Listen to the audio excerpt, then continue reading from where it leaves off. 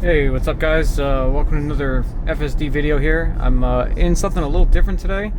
I've got a I think it's like a 2019 Model Y, 2020, whatever. It's one of the first Model Ys. And this one is pretty bad as far as FSD goes. Of course, it's hardware 3, 12.6.4, but it's on the Intel Atom processor, so not the Ryzen like my 2022 Plaid had, which was, not as good as hardware 4, but it was pretty usable. This one, I've noticed, being on the Intel Atom, is making a lot of mistakes. Jesus, now it almost got in the right lane, but we had a car passing us on the right, so it started to get in the right lane, and then it decided not to. Yeah, just a lot of phantom braking, driving very slow at unnecessary times. Like, we were going down a residential road and it was doing 7 miles an hour. When there was nothing in front of us, it was fairly wide, no obstructions or any reason that it would be going so slow. Yeah, quite a few phantom braking incidents, taking a very long time at stop signs, not proceeding when it should.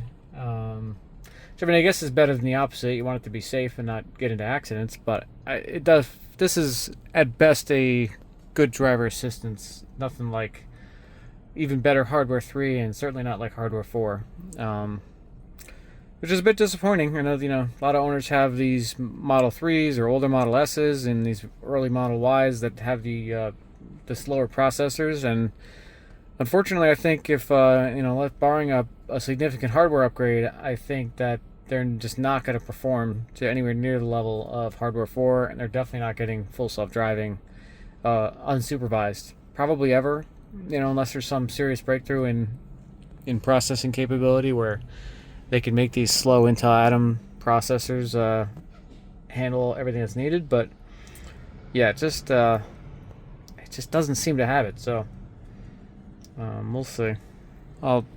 I'll let it drive here for a little bit. We're just going a couple miles up the road, but you'll probably even see what I'm talking about in this little short drive.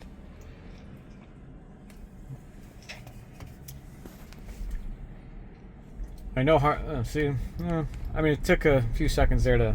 now we're braking to the intersection. No, what are we doing? Terrible. So it has left signal on, and we were in the middle of the lanes for some reason, not staying in the lane that we needed to be in through the intersection, and we're not taking a left, so I had to disengage there. Now this guy's taking a left. Let's see how long will it go around him? No. I'm going to disengage again because it's not going to go around him, and we're going to just be sitting here. Yeah, so in hardware 3, the better hardware 3, or definitely hardware 4, would absolutely disengage, or not disengage, change lanes automatically to get around somebody like that. And this one, it was just going to stop and wait for him, which is just pretty bad, not a great experience. I mean, I think on the highway it does work a little bit better, but yeah, overall a little disappointing on this older hardware.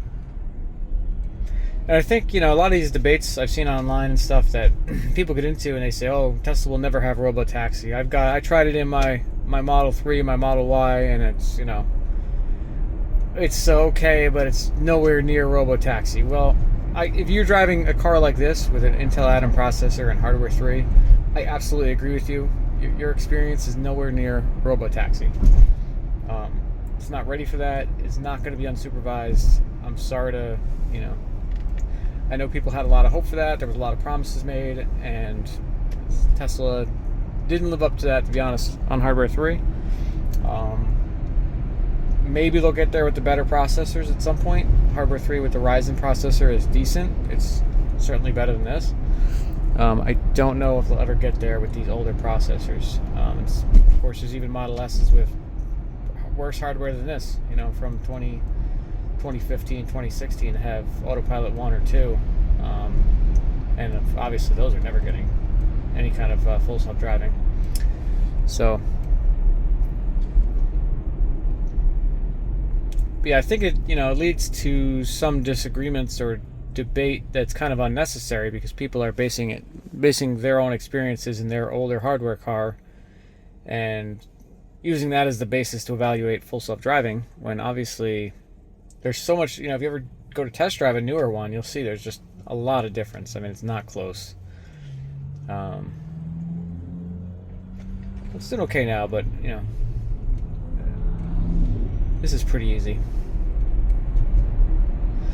I noticed it was hugging the lines a little bit at some points too. We were kind of close to a few oncoming cars. Like, we really should have edged over to the right. We were more towards the center. Speeds have been a constant issue with this one. We've been going usually under the speed limit, 45 and 50. People are getting annoyed behind us. Everybody wants to do 55 or 60.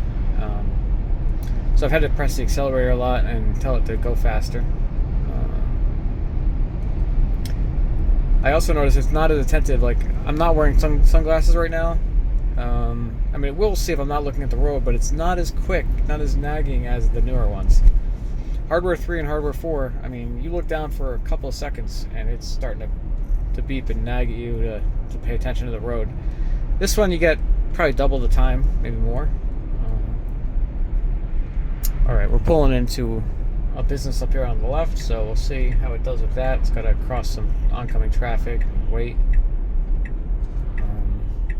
Yeah, earlier too, when it made a right, it swung into like the left lane to make a right. Oops, shit. No. Oh, I'm gonna disengage.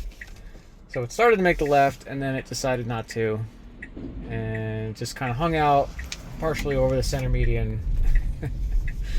Yeah, not good. I don't miss those days at all. Oh, maybe I should probably explain why I have this thing. This is a loaner car. I brought my new Model S in for a couple of minor things. The cup holders in the rear, the latch, the button doesn't function, so it doesn't detach. I let the cup holders come down, and there's a trim piece on the window on the passenger side that popped up a little bit. It's making a little bit of wind noise, so they're gonna get that reseated for me correctly.